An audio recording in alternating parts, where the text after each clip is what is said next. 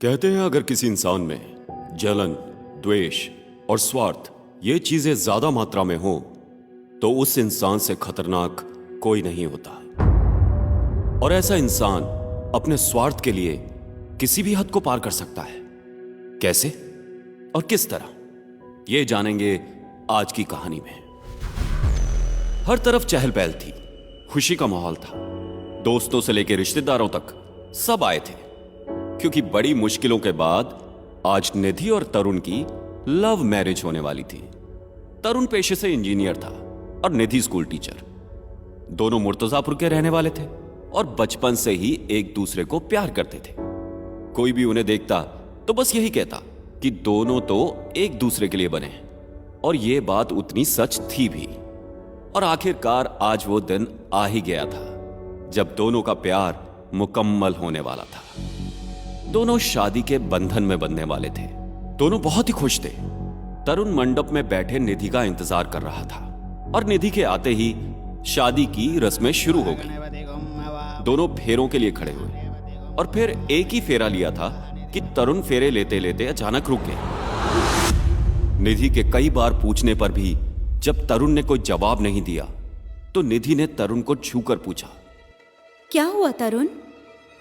तो तरुण ने गुस्से में निधि की ओर देखा और जोर का धक्का दिया। निधि सीधे जाकर जमीन पर गिरी और तरुण अपनी जगह पर खड़ा खड़ा अजीब सी आवाज में गुर्राने लगा और गुर्राते गुर्राते अपने आसपास रखा सारा शादी का सामान उठाकर जमीन पर फेंकने लगा और फिर जमीन पर बैठकर अपना सर जमीन पर पटकने लगा और सर पटकते पटकते वहीं पर गिर पड़ा।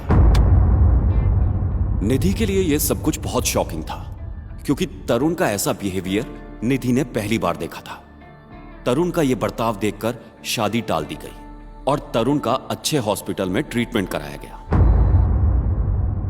1 महीने तक जब सब कुछ ठीक रहा तो एक बार फिर से शादी की तैयारियां की गई। फिर से एक बार रस्में शुरू की गई। इस बार फेरे भी अच्छे से हो गए। अब तरुण निधि को मंगलसूत्र पहना रहा था। तभी अचानक मंगलसूत्र पहनाते पहनाते उसने उसी मंगलसूत्र से निधि का गला घोटना शुरू कर दिया। लोगों ने बड़ी मुश्किल से तरुण से निधि को छुड़ाया तो तरुण ने दांत पीसते हुए बड़े गुस्से में जलते हुए अग्निकुंड को पानी से बुझा दिया। और फिर कुछ ही पलों में तरुण जोर जोर से चीखने लगा, जैसे मानो कोई तरुण को चोट पहुंचा रहा हो। और देखते ही देखते तरुण के शरीर पर चोटों के निशान पड़ने लगे। और फिर तरुण ने चाकू उठाया और अपनी ही कलाई की नस काटने लगा। तरुण के हाथों में से खून की धार बहने लगी थी। फिर तरुण दौड़ता हुआ गया और गांव के एक कुएं में जाकर छलांग लगा दी और तरुण की मौत हो गई। देखते ही देखते पूरे घर में गम का माहौल छा गया। तरुण की मौत एक बहुत बड़ा सवाल अपने पीछे छोड़ गई थी कि आखिर तरुण ने ऐसा किया क्यों तरुण का बर्ताव अचानक बदल गया था। और दूसरी तरफ तरुण की मौत से निधि बहुत दुखी थी।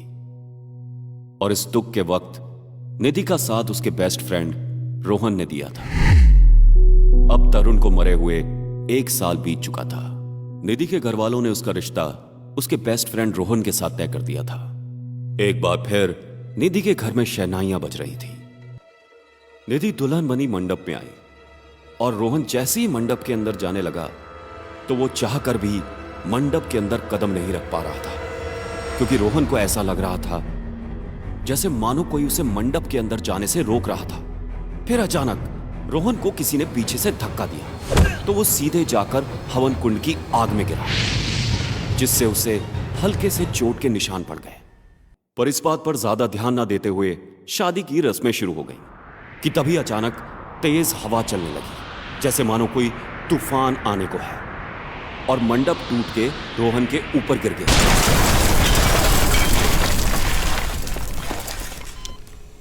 जब उसकी आंख खुली तो उसके चारों ओर दवाइयों की महक और घर के लोग थे, क्योंकि रोहन हॉस्पिटल में था। कोई समझ ही नहीं पा रहा था कि आखिर निधि के दूल्हे के साथ ऐसा क्यों होता है। इस बार बिना किसी तैयारी के घर वालों ने निधि और रोहन की कोर्ट मैरिज करवाने का फैसला लिया।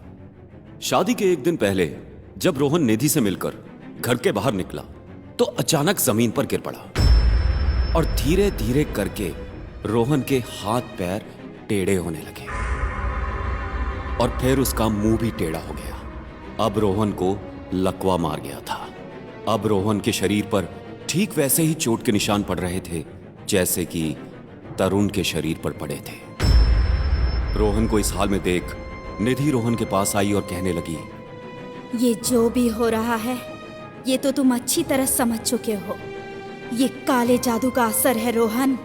ये मैंने करवाया है तुम पर, क्योंकि मुझे पाने के लिए तुमने अपने दोस्त मेरे प्यार तरुण पर काला जादू करवाकर उसकी जान ली थी और मुझसे मेरा प्यार छीन लिया।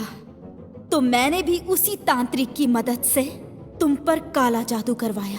तुम भी वैसे ही मरोगे, ठीक जिस तरह तुमने मेरे तरुण को मारा था। तुम्हारा यह सच मेरे सामने नहीं आता अगर मैंने उस दिन तुम्हें फोन पर बात करते हुए नहीं सुना होता। उसके बाद रोहन के हाथ की नसें फट गईं और हाथों से खून बहने लगा। उसका बदन हवा में उड़ गया जैसे मानो कोई उसे खींच रहा हो। रोहन चीख रहा था, दर्द से तड़प रहा था और निधि ये सब देखकर मुस्कुरा रही थी। उसके बाद रोहन ठीक उसी कुएं में जा गिरा जहां पर तरुण की मौत हुई थी। वो कुछ देर पानी में छटपटाता रहा और उसके बाद उसकी मौत हो गई। निधि ने तरुण की मौत का बदला रोहन से लिया। निधि की पीठ पर वार करने वाला और कोई नहीं बल्कि उसका अपना बेस्ट फ्रेंड ही था। कभी कभी इंसान प्यार में नहीं बल्कि जलन और स्वार्थ में अंधा हो जाता है।